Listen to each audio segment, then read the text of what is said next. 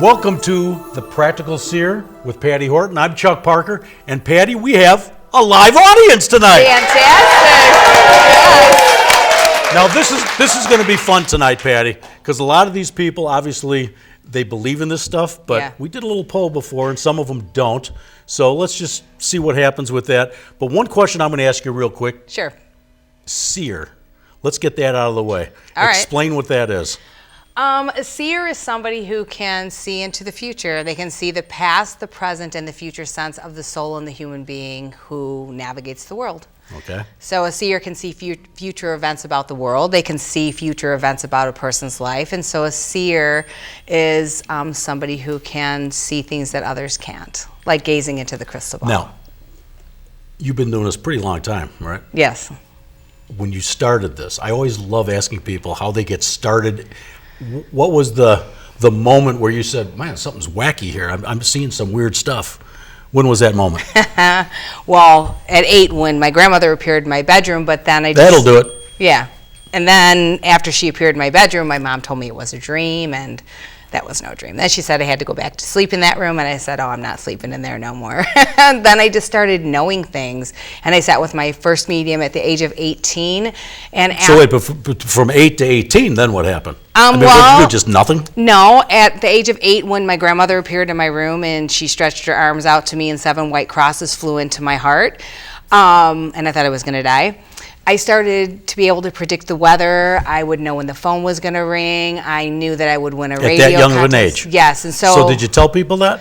Yeah, I would. Did they think you were nuts? They did. I would predict the weather, and I'd go down the street to my friend Becky's mom's house, and her name was Sharita, and I say, we're going to get 12 inches of snow. She says, no, we're not. The weather isn't even predicted. I said, yeah, we're going to get 12 inches of snow, and sure enough, we'd get 12 inches of snow. So every time I'd go down there and tell her about the snow, she'd tell me to go home, Patty, don't come here no more. So you freaked her out a little bit. I did. And then when you started, I don't know, I hate even saying talking to dead people, but I mean, that's what you do, right? I mean, you can sense. What is that all about? I don't get it. Okay, well, I don't only talk to dead people because mediumship is bigger than that. So what I do is I communicate with the spirit world. So there's not only dead people in the spirit world, there's teachers and guides and angels and beings that communicate with us and give us information to help us navigate our lives. Okay. So that's who I really communicated with more than just the dead. So my mediumship was bigger than just seeing dead people. So I didn't walk around and see just dead people. I just heard voices in my head, and so I had conversations. And so everybody thought I was like crazy. You think? Yeah, I was this little girl, and I'd go home from school and I'd sing to the fairies because I could see them on the ground. But here's what I believe in this stuff. Okay. Because I understand the skeptics. 100% I understand the skeptics. But if something happens to the skeptic that they really can't explain, like let's just say for instance, I'm talking and I'm blah, blah, blah, whatever we're babbling about, and this cup, there's no earthquake here, and that cup goes flying across the room and slams into that, right? They'd all run out the door. Well, wouldn't you think that you're going to say, okay, now what the heck happened there? Right. Right. So I think until things happen, like when I got into this, starting shooting the shows years ago, like 15 years ago, it was more because I had a couple experiences that I'm like, what the heck is this about? And then the couple shows that were on TV, I didn't like the way they were doing them. Yeah. But after doing shows and then all of a sudden all this stuff started happening, right, that you can't explain, that makes me a believer. That's physical phenomena. And so physical phenomena is when the spirit world is able to manipulate the energy in the physical world. And so physical phenomena not only can move a cup across the table or throw a picture off the wall. There's some mediums that can sit in the altered state and the spirit world will go to someone's house and they'll bring a ring to somebody that's sitting in what you would call the seance. Now, has that ever happened to you where you have the poltergeisty type stuff happen? Has that ever happened? Well, at times I've had some things happen. I've had in the middle of a meditation and it's dark and telling a story of what was happening, what I was seeing, and all the candles got blown out, and they were all in different areas of the room. I've had a lot of physical things happen. So that's physical phenomena. And so it's different than just communicating with the dead, because the spirit world is saying, I'm here, listen. They're not here to hurt us, they're here to assist us and help us. But we asked for it. We asked for them to make their presence known. And when you're open to that type of energy, they're going to do that. And so I think that's really cool that you have had those experiences. What about, like, here's a good question, the Ouija board? Oh, I like which the Ouija I don't board. like. I hate them. Why? I hate them. Why? I just hate them. I think there's something bad about them. Why? Because I've experienced bad stuff with them. Wow. And my daughter was going to buy one. I says, I'm going to kick you out of the house. She was, 8 years old. But I says, I'm going to kick you out of the house if you buy this stupid Ouija board. You're not getting a Ouija board in this house. Because I had weird stuff happen. Well, too. And you hear pros and cons about it. Sometimes, you know what, we draw to us what we expect or what we ask. So if we're in a state of fear and we're thinking the Ouija board is going to draw some, crazy little, warlock out of the woods and he's going to appear in my house, we're going to get the warlock out of the woods because we create a reality every day. But they're tricky. The other side is tricky. Right. They lie to you. No, they don't. Well, some of them do. Well, I don't. The bad ones do. Well, you know what? I believe that we draw to us the energy that we are, and what we ask for. Where are you going with that? That I'm bad? No, but I think that when we live in a state of fear, we begin to believe things. We can manifest those things that we believe. Well, that makes sense. So I'm not saying that you are a bad person, but you wanted to experience that, and so that was the energy that presented itself to you. So when you do readings. Mm-hmm. What kind of readings do you do normally? When you do you do house parties? I do. What else do you do? I do private readings. I do house parties. I do seances, and so I do trance mediumship. What does it say? What's a seance? A seance is where I go into the altered state, and it's called the trance state. And so what happens is my body. My breathing will slow down, my blood pressure will slow down, my heart rate, and then I will step away and the spirit world will utilize my body to speak. Ooh. And they will share information. Can we do that here? Yeah. Would you be able to do that here? You know what? They might get a little. Well, no, not now. Not when I can do it now. I'm not ready for that. Yeah, we could do an altered state sometime. Absolutely. And what happens is that I have what you call they call themselves my counsel, and they present themselves and they give people information that is life-changing. I mean, I'll come out of being in the trance state and people will be weeping. So what's your theory on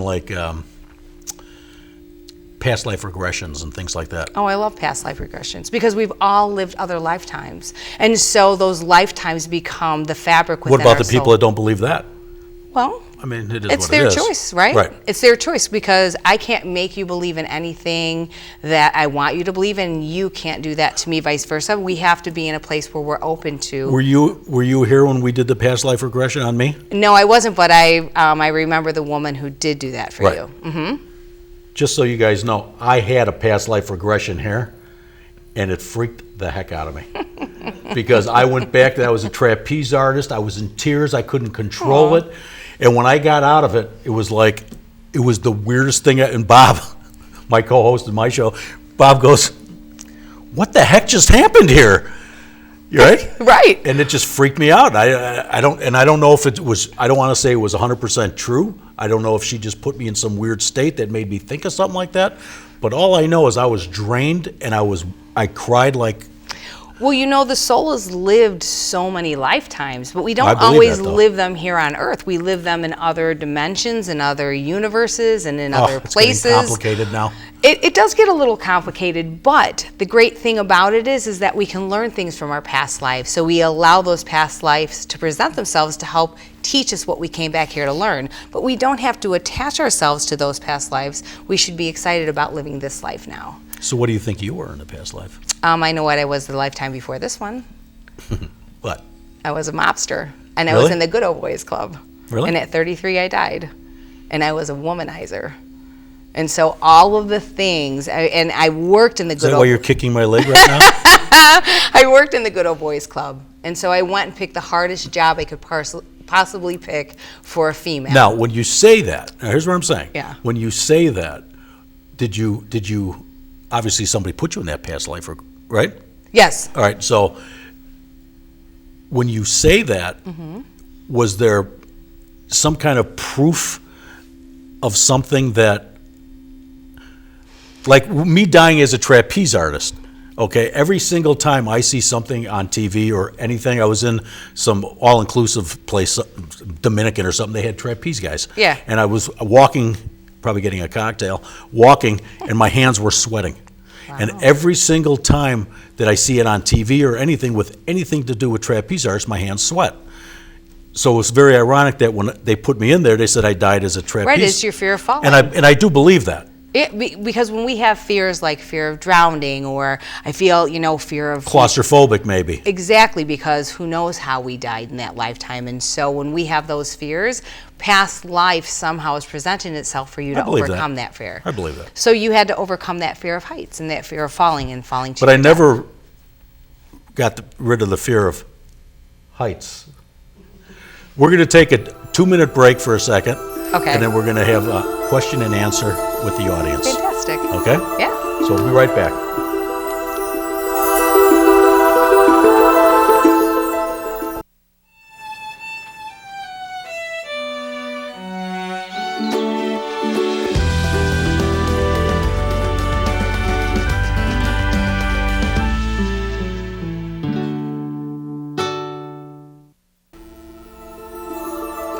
Well, welcome back.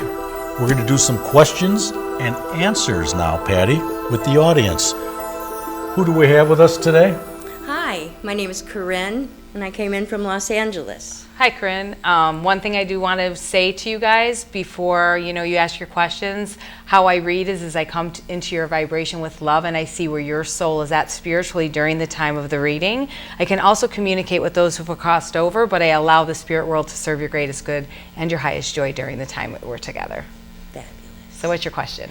My question is, how do I know, or how do I call upon my guides to guide me through this lifetime? You know what, all you have to do is ask, and so you set the intent. And so I don't know if you're a healer or not, but I see a lot of healing energy around you, and if you're not a healer, I would say that that would be a path that would serve you well. So whether you like the path of Reiki or you like the path of energy work or whatever that is, but when we become healers, we set the intent for that healing vibration, and so we call the teachers forth to help us and assist us. So even when you're driving your car, you might be like, oh my gosh, what should I do, or which way should I go? And you might hear in your ear, go left, go the long way, it'll be shorter than the short way right now, right? And so your guides and teachers are already speaking to you. All you have to do is ask them. You have to pay attention and listen, and most importantly, you always say thank you when you're done. So even like if you lose something and you say, my mom was I was raised Catholic, so it was always about St. Anthony, ask St. Anthony. So we were taught, Tony, turn around, so what was lost may now be found. And we'd say, please help me find my keys. Thank you, St. Anthony. And sure enough, we would find our keys. So every time, that's a good example of how you can engage the spirit world. So it's not necessarily St. Anthony, but he was a great example to use. Does that make sense? It does. Do you call upon your guides? Because they make me feel that you do. I do. I call upon them, and I'm doing a better job of acknowledging and listening to them. And also paying attention and feeling them, because when your spirit guide and teacher steps forward, they're going to give you an imprint, I call it an energetic calling card. So whether it's like goosebumps, or a brush on your cheek, or your hair stands up on the back of your head, or you feel with those chills, your guide to step forward. You say, okay, who's here with me? What's your message for me? And how are you here to assist me? Say, I hear you and thank you. Then I say it out loud. I can be in the grocery store and say, oh my gosh, who's with me? I know you're with me. I can feel you. What's your message for me? Yeah, and then people look at me and I'll smile. And then they run. They do. And then they'll talk to me, and then I'll get what I have need of, and then they move on their way. And the other thing, too, that's most important is to always remain open. Never feel that I need to close myself off or I need to ground myself into the earth all the time. We need to remain open so that we are aware of when their presence is made known. Make sense? Fabulous. It does. Beautiful. Thank you. Thank you very much. Thank you. Come on down. And the next contestant. Hi. Hi, Patty. My name is Dema. I'm from Chicago. I just always really had a question about if fertility. I have problems conceiving, so I wanted to know if I would ever be able to do that. You know what? When you say that, there's always this fear, like there's this piece of you that likes to say, I can't. And so I always hear, I can't, I can't, I can't, I can't. And so whatever you're putting behind that I, you're creating for yourself. And so you want to do those things, but you put this thought in your mind and in your body that, oh, I won't conceive, or oh, I can't conceive, or oh, it's not going to happen for me. It's almost as if you're supposed to throw the rule book to the side and just start enjoying it, and enjoying the moment and allowing nature to take its course. And so I don't know if you've seen somebody or you're thinking about seeing somebody, but they're making me feel that over the next 6-month period, there's going to be someone that's going to step forward and help you realize what it is you desire. And so there's going to be somebody that's going to be able to talk to you about conditions of the body. So are you already working with a doctor? Is there someone you're going to see? No, I mean, I have thought about it before. I just haven't taken the step in doing the research or finding anybody. And I feel when you take the step, you're going to take the step and you're going to see some doctors, but someone's going to whisper in your ear. Someone's going to tell you about a doctor that's going to really be able to benefit you. And the first thing that they are going to talk to you about, though, is changing some things within your diet. And it's not, it's only to help you, to benefit you. And so there are going to be some changes that they're going to ask you to make it easier for you to achieve that that realization of having that baby. But there's the doctor in the wings waiting. It's just waiting for you to take the step forward. Does that make sense? Yes. So I'm feeling like 6 months, but then I'm feeling like 12 months is when you become hopeful. So in the 6 month window is the doctor appears, 12 months is you'll be hopeful. And so really beyond that 12-month window, they're making me feel like, you know, the door has been opened for you. So I'm supposed to tell you not to lose hope. And I'm supposed to tell you to pray. And so to pray on it, and to pray on it, and to pray on it. And so it's really funny because I always hear music in my head, and I don't know, I'm hearing Led Zeppelin, your time is gonna come. And so I'm hearing, and I don't know the whole words to that whole song. Thank God. I don't even know, but they gave me the little snippet of a song, so just a validation. So start doing your research, start looking around, you know, go and Google, look at the reviews. But I also feel you're going to be looking at some doctors, but someone's actually going to, there'll be a referral that'll come your way. Make sense? Yes, it does. So God bless you. Thank you. Go ahead. Hi, I'm Cheryl Catherine Wash from Chicago. My question, when it comes to spirits and spirituality, I think about all the different racism in the world, the difference, rich and poor. So are the spirits having some type of warfare? Why are the spirits are not helping us become better humans as a collective consciousness? So the spirits are individual, like my guys, your guys. So how does that help evolution of humans if it's just the same cycle? Because it seems like it gets kind of like, okay, I got my guys, you got your guys, and that's what we're doing right now in the world.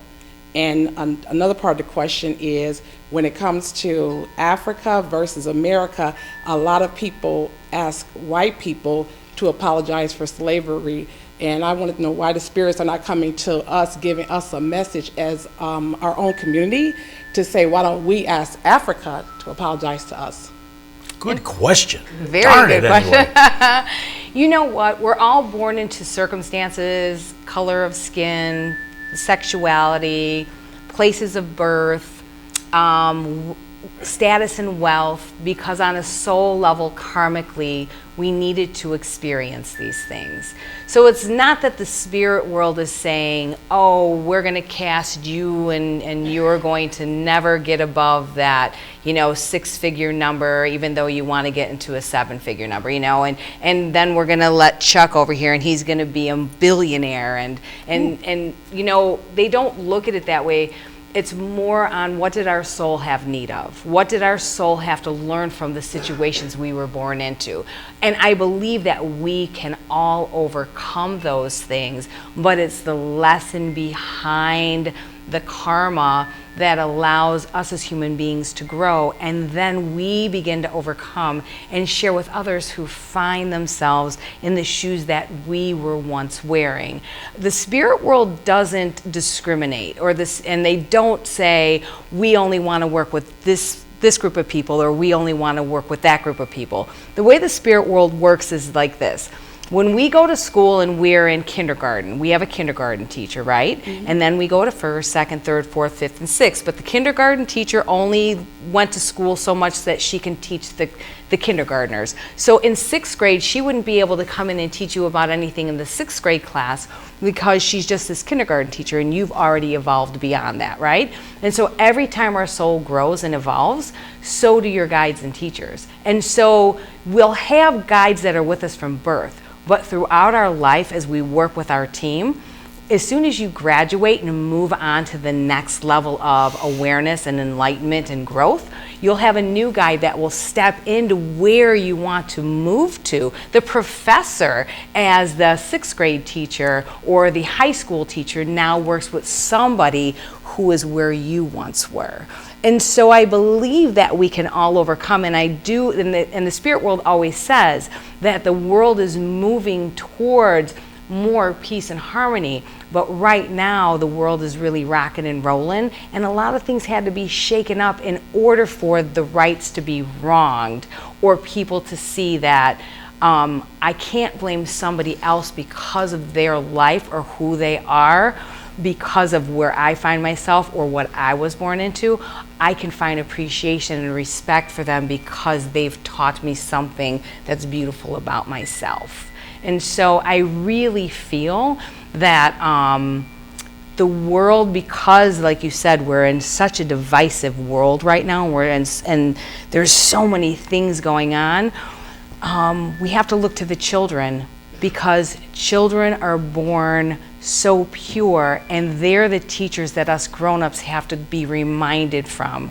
You know, they don't care if your parents have $1 million in the bank. They just love you because they're two and they want to kiss you. You know what I mean? And so the children are going to become the teachers and the reminders of the things that we have forgotten as grown-ups. And so there's a big power surge coming into the world. You're going to, the souls that are being born now are being born on that level of teaching us to overcome and look beyond what some people wear glasses that only see color. So they're helping people to see beyond and become colorblind. Does that make sense? Yes, it does. And so beautiful things are coming our way, but we're all here for a reason. So we become, and it's really funny because they want to say, you become the Rosa Parks of this time in life. And you tell the story, and you become that role model for those younger kids, that younger generation that is coming up. And that's a beautiful thing to be. You know, to be that role model, to speak to the things that you've seen and overcome, so that almost like a Maya Angelou, you are also. And so you could speak those words of wisdom for people to recognize that we're not different. We all bleed red, and we all feel, and we all experience love.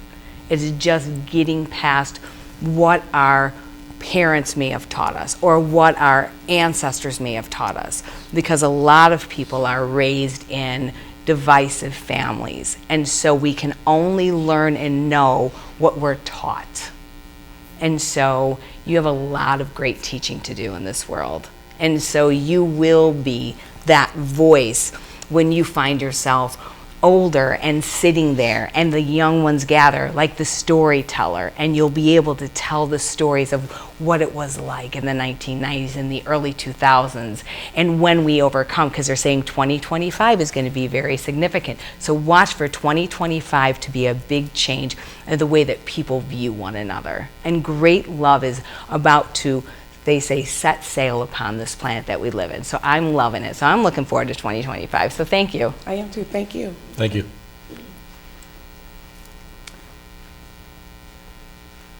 Hi, I'm Hi. Viv from Crystal Lake, and my question involves probably karmic and wrapped around with worthiness. That's always kind of been a theme for me. Worthiness. I feel like I've always struggled with worthiness and how it might connect with past lives and of course people that I'm around that I've come to spend time with in this lifetime. So I don't know if you like Louise Hay or if you've I got do. Louise Hay, because I'm hearing Louise Hay, Louise Hay, Louise Hay all around you. And so what does she teach us about I am worthy? What's the power of the I am is really important for you. And Louise Hay tells us, how do we rediscover our worthiness? And it's just seeing that we're worthy, remembering that we're worthy, not beating ourselves up all the time, or they said comparing yourself to others. So they're asking you not to compare yourselves to others and to see that you're worthy in your own right. So Louise Hay, there's a lot of things. I don't know if you've had the book, you read it, and you put it away, because they're asking you to go and pull the book back out again. Okay. So have you recently done that? Have you been Actually, I'd listen to her on podcasts and, live radio. And so Yeah. get her book, because they're saying that the pages are going to feel good in your hand. And they're saying that you can dog ear pages so that you can go back to things, because she teaches you about positive affirmations. And it's the positive affirmations that are going to change the way that you look at yourself. And they're also taking you back to childhood. So where in childhood did you start to feel that you weren't worthy as somebody else was? So for you, it goes back to healing that little piece of that little girl that has carried it into her womanhood. Right. But Louise Hay is a really great stepping stone, a really great place for you to wrap yourself in that cloak of her affirmations and begin to rediscover your own worthiness. But you're going to have to travel back and see, where did I not feel so much, or who instilled their truth into my head, into my awareness, and why am I still carrying their truth as my own? So it's all about words are very powerful. So they want to remind you again, be mindful of what you put behind the I am. Thank you very much. You're welcome. Beautiful. Thank you. We have time for one more question, then we got to wrap it up. My name is Rick Thomas. I'm from Crystal Lake. Hi. So yeah, the hindsight to me is the thing I'm most grateful for. I've recently started to study Emanuel Swedenborg. Are you familiar at all? I'm not. He's claimed to have spent 27 years with angels, having been brought to heaven and hell and introduced to God. He was a Christian, so. But I wondered, what do you think about what do they call the angels that we each have? The angel, guardian the devil? angel. Sure. I believe we all have guardian angels. I mean, I have a beautiful story.